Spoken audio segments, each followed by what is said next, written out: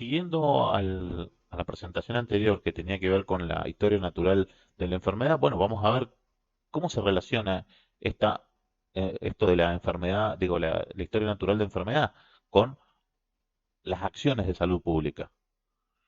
Entonces, ¿para qué nos sirve esto de la historia natural de la enfermedad? Y porque nos permite conocer cómo es el desarrollo de esa enfermedad, para que no se produzcan de vuelta otras enfermedades, reducir la incidencia, o sea, o que no se propaguen, o para saber cómo poder rehabilitar o reinsertar a las personas que fueron enfermas y que ya pasaron la etapa, ya se curaron, pero con secuelas, digamos, con secuelas o con algún tipo de incapacidad. Entonces, esto implica que desde la salud pública conociendo cómo se va a desarrollar una enfermedad, se pueden realizar una serie de acciones de prevención. ¿Y qué es la prevención en la salud? Como dice acá esta oración, esta frase, son acciones orientadas a erradicar, eliminar o minimizar el impacto de una enfermedad y de su discapacidad, o sea, del resultado de la enfermedad. Incluye medidas sociales, políticas, económicas y terapéuticas. No son solamente terapéuticas, o sea, no son solo médicas. Las médicas serían las terapéuticas, ¿sí? De una gran batería de medidas. ¿Por qué es importante la prevención? Y la medicina preventiva es el gran logro del siglo XX, ¿sí? En el siglo XX, ¿qué se logró? Mejoran las prácticas de higiene, todo el mundo se lava los dientes, o debería, pero es lo normal lavarse los dientes 2 veces al día. La refrigeración nos ha permitido tener que los alimentos no se pudran, se ha mejorado la manipulación, los alimentos ya no se pudren tanto, no hay tantas infecciones o enfermedades como el botulismo, todo eso entonces se mantienen a raya, ¿sí? El saneamiento, el agua potable, todas esas cosas han hecho grandes cambios. Y la vacunación, que bueno, más está decir de ese tema. Entonces, tenemos para poder plantear la prevención, las acciones de prevención en concreto, son 3 niveles: prevención primaria, secundaria y terciaria. A cada uno le corresponden distintas cosas. En la primaria, sobre todo están dirigidos al medio ambiente y también a las personas, ¿sí? Pero las personas, no en tanto con nombre y apellido, sino a nivel colectivo. Como hemos visto, acciones de protección de la salud que tienen que ver con la contaminación o con la mejora, con cuidado digamos, del medio ambiente, en el sentido del saneamiento, de que no se, de cuidado de las aguas, de la potabilización, de que no tener pantanos, no tener pantanos cerca para no tener mosquitos. ¿Se acuerdan las campañas estas de los descacharramientos, de que no tener aguas estancadas en la casa para que no haya mosquitos? Después acciones de promoción de la salud que son dirigidas a la persona a través sobre todo de la educación, como dije recién, lavarse los dientes, menos sal en las comidas, bueno, todo ese tipo de acciones que impactan sobre el estilo de vida. Y no me refiero al estilo de vida a consumir alimentos light, sino la preocupación por la salud a nivel personal. Entonces, prevención primaria contiene actividades dirigidas a impedir que aparezcan o disminuir la probabilidad de que se enferme, ¿sí? Probabilidad de que se enferme. No es la enfermedad, no es curar la enfermedad, sino que evitar que aparezca o disminuir el peso o la incidencia. ¿Dónde se acciona? Sobre el nivel prepatogénico. ¿Se acuerdan? Esos 3 niveles. Con actividades de promoción y protección. Las de protección específica tienen que ver con la vacunación. ¿Mm? Vacunación que no es una actividad que la hacen los médicos, ¿sí? Que la hacen otros profesionales o otros integrantes del equipo de salud. Es decir, no está dentro del consultorio. La vacunación no se hace en el consultorio, se hace afuera del consultorio, se hace afuera de las instituciones de salud. También todo lo que tiene que ver con la educación sanitaria. La prevención secundaria, ¿sí? Ya cuando se ha producido la enfermedad, el objetivo es reducir la prevalencia de esa enfermedad, ¿sí? ¿Y dónde actúa? En el segundo, en el periodo patogénico, donde ya se han dado los síntomas. Tienen que ver los programas de detección, los controles, ¿sí? Los test. ¿M? Pretenden detectar precozmente un proceso de enfermedad y para poner en marcha las medidas necesarias para que esa enfermedad no se descontrole. O sea, ¿qué quiere decir? Son medidas de control para poder curarlas o para poder evitar que se transformen en algo más dañino. Y la prevención terciaria tiene que ver con cuando ya se produjo, ya está en la tercera etapa del periodo, digamos, de que ya se produjo la enfermedad, son actividades dirigidas al tratamiento y rehabilitación de la persona que tuvo esa enfermedad. Por un lado, hacer que la enfermedad sea más lenta, ¿sí? Digamos que progrese más lento o que se agrave. Y también mejorar la calidad de vida de los pacientes a través de la rehabilitación. Entonces, este cuadro nos permite plantear qué es lo que quiere cada nivel de prevención y, bueno, y ejemplos de las cosas que se hacen a nivel primario, a nivel secundario y a nivel terciario. Entonces, cuando se actúa antes de que aparezca la enfermedad, en poblaciones que están en riesgo, por eso se dice susceptible, se trata en prevención primaria, antes de que aparezca la enfermedad. ¿Mm? Mejora las condiciones de saneamiento, o sea, cosas sobre el ambiente, colectiva, vacunas, sobre todo la secundaria tiene que ver con los, detección precoz de cáncer, los exámenes de salud. ¿Mm? Eh, ¿Para qué? Acortar la duración de la enfermedad, ¿sí? Y controlarla, limitar las secuelas. Diagnóstico, ¿sí? Diagnóstico, ahí interviene lo institucional, ¿sí? En la prevención primaria, lo institucional, me refiero a la institución sanitaria, digamos, el sector público en tanto, el hospital no interviene. Sí interviene el centro de salud porque es una actividad de atención primaria. Y en la terciaria, tiene que ver con la rehabilitación, como dije antes, la reinserción. ¿M?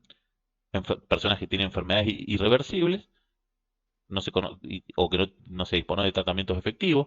¿Y qué es lo que se busca? Y que la persona tenga una funcionalidad mínima para estar incluida en la sociedad. ¿Sí? Disminuir la discapacidad, minimizar la potencia de la enfermedad, a eso se refiere con las exacerbaciones de la enfermedad subyacente, y que se mejore esa rehabilitación.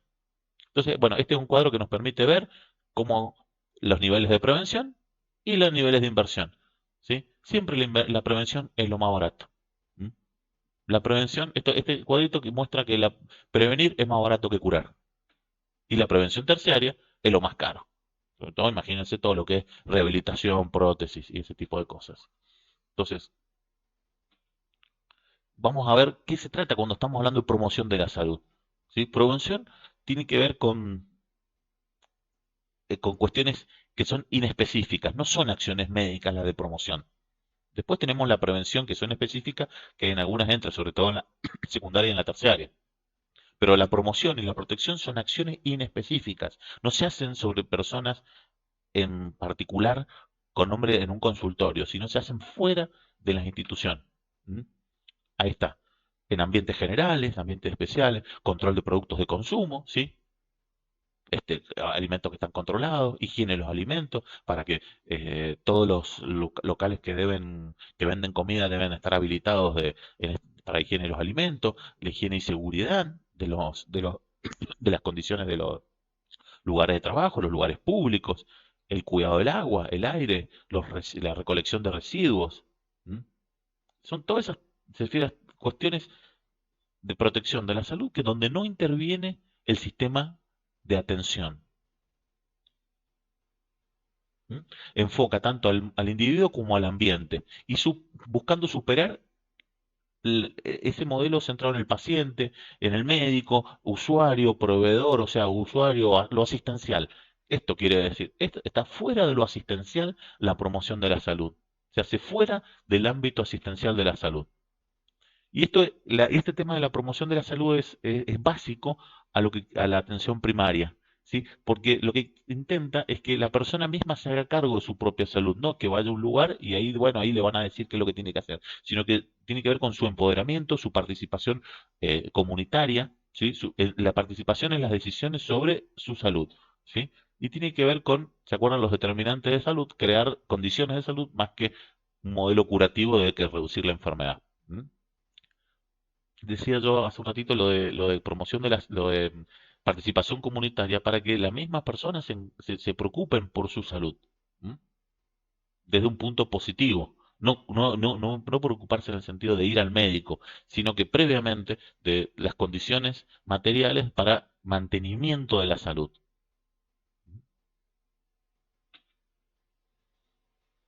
¿Y esto a través de qué acciones se hacen? Se hacen a través de acciones colectivas, como la formulación de políticas, o sea, acciones, ya que son acciones inespecíficas, las de promoción, tampoco se hacen sobre las personas, porque están fuera del sistema de atención. Creación de ambientes favorables, esto tiene que ver todo con lo ecológico, reforzamiento de la acción comunitaria con el bajar ese conocimiento de la salud a las propias personas, ese empoderamiento, ahí está lo de desarrollo de aptitudes personales, y la reorientación de los servicios de salud hacia la atención primaria. ¿Cuáles son los componentes? La comunicación, el aprendizaje social, la intersectorialidad, la participación social y creación de entornos saludables. Todo esto tiene que ver con ese componente de participación comunitaria, ¿m? Para producir esos cambios que generen más activos de salud a nivel colectivo, tanto en la gente como en el ambiente. ¿M? Estos son dirigidas a quién, ¿sí? A qué poblaciones, sobre todo a los niños, a las poblaciones vulnerables, grupos especiales. ¿M? Y uno de los planteos más importantes es el enfoque de riesgos en esto. Entonces, ¿en el riesgo para qué? Se refiere a la priorización. Entonces, la creación de habilidades, digamos, el fomento de habilidades personales, que ahora se le llama competencias, es lo que comúnmente ahora se conoce como competencias, son habilidades y conocimientos para poder controlar y dirigir la vida, para poder desarrollar la capacidad de mejorar o convivir con su entorno de una manera positiva, ¿m? Generando acciones o teniendo una conducta orientada hacia la salud. Entonces, estas conductas orientadas a la salud pueden ser a- hechas a propósito o no, digamos, ¿qué quiere decir? Intencionadas o no, de manera explícita o no, pero son actividades encaminadas a fomentar y por mantener la salud. ¿Qué quiere decir? Que pueden estar dentro del sistema, planteadas dentro del sistema sanitario o no, pero son planteadas para cumplir este objetivo de la calidad de vida. Entonces, estamos hablando de promoción de la salud. Bueno, esta es la definición. Proceso de capacitar a la población para que aumente el control de su propia salud y la mejore, su empoderamiento. No es solo responsabilidad del sector sanitario, sino que va más allá de los estilos de vida sanos, de promocionar estilos de vida sanos, sino que hacer que la salud sea responsabilidad de uno. ¿Mm? Es un derecho y una responsabilidad. ¿Mm? Desarrollar actitudes personales, reorientar esos servicios de salud hacia la atención primaria, dotar, mediar y promover de herramientas a la población. ¿M? Y la Carta de Ottawa del año 86 plantea cuáles son los prerequisitos de la promoción de la salud, ¿sí? ¿Qué es lo que busca? ¿Sí? Como ven, es, lo que se plantea ahí no es solamente la curación, sino que se plantea y está basada en la salud, es la búsqueda del bienestar, ¿sí? Salud de la población, como el bienestar de la población y resultado de esas interacciones, ¿sí? Salud y bienestar están intrínsecamente juntos, ¿sí? Entonces, un ejemplo de qué cosas se hacen en promoción de la salud. eh, Trabajos, talleres en la comunidad de explicación, de bajada de conocimiento, programas educativos con las escuelas, en las escuelas y fuera de las escuelas o los centros de salud, regulación de las actividades económicas, si se refiere, por ejemplo, en algunos lugares han prohibido la sal, digamos, o también inclusive los horarios de trabajo, sí, todas las regulaciones, todas las cosas que tiendan a mejorar la calidad de vida, ¿sí? Entonces, promoción de la salud no es solamente educar o explicar las cosas para la salud, no es repartir un folleto, sino plantear el rol también que tiene digamos, las propias personas en en el derecho y a mantener y a poder desarrollar unas condiciones de vida que mejoren esos activos o esos factores de producción de salud. Y también implica una reorientación de los servicios sanitarios, como dice en otro lado, hacia la atención primaria, donde que si, volviendo al tema, prevenir es mejor que curar, ¿sí? Entonces, bueno, al principio me he planteado cuál era la relación entre promoción y prevención, la historia natural de la enfermedad. Bueno, volviendo a recalcar que la historia natural de la enfermedad es la evolución de un proceso patológico sin intervención médica, bueno, podemos combinar estos niveles de prevención se solapan con los momentos de la historia natural de la enfermedad. Y esto lo vamos a ver. ¿sí? Entonces, podemos ver, Level y Clark plantean que su historia natural de la enfermedad encaja con tres niveles de prevención, o tres momentos que se puede actuar.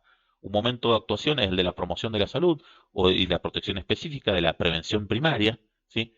Que son momentos más inespecíficos, en definitiva, pues la promoción de la salud es inespecífica, protección específica se refiere a cosas concretas, ¿sí? Concretas como vacunar, una vacuna en una persona, a eso se refiere específico.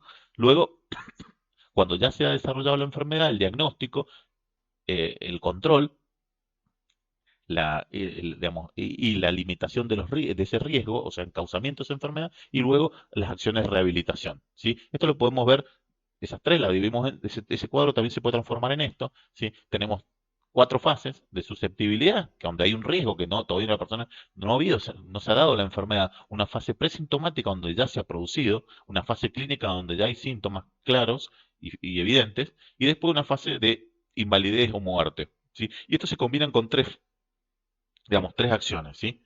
Tres campos grandes, el campo de la primaria, el secundario y el terciario. En el primario tenemos, como dijimos recién, ese tipo de acciones más inespecíficas, después la de diagnóstico y después las otras de reinserción. ¿Cómo se combinan ese cuadro anterior de niveles, ¿sí? De niveles de niveles de historia natural y niveles de prevención de esta manera? En el primer nivel, la promoción de la salud, después la protección de la prevención primaria, específicamente la protección inespecífica e inespecífica, como refería vacunas, controles, ¿sí? Controles sanos, ¿sí? Después cuando ya se dio control control del seguimiento de la enfermedad, tratamiento, luego la limitación de ese daño mediante el tratamiento, la curación y luego la rehabilitación. Estos son los cinco niveles donde, digamos, el esquema cómo se maneja la enfermedad. Entonces, ven cómo se combinan en este mismo gráfico la forma de actuar, ¿sí? Para cada momento de la enfermedad. Entonces, si pensamos en la situación de la diabetes del cuadro anterior, tenemos la promoción de hábitos saludables, después los controles de sano, ¿sí? Después los diagnósticos, ¿sí? Después todos los controles o los cuidados de esas, y los controles para evitar que se produzcan daños, ¿sí? Daños o tengan que realizarse amputaciones, operaciones, ¿sí? Digamos, o cirugías, y después la cronicidad, donde dice rehabilitación, en realidad en este caso sería la cronicidad, el control de la cronicidad o las acciones relacionadas con la mejora de la calidad de vida para las personas que tienen esa enfermedad. Entonces, estos niveles de prevención se aplican en prácticamente todas las enfermedades, más allá que sean de origen infectocontagioso.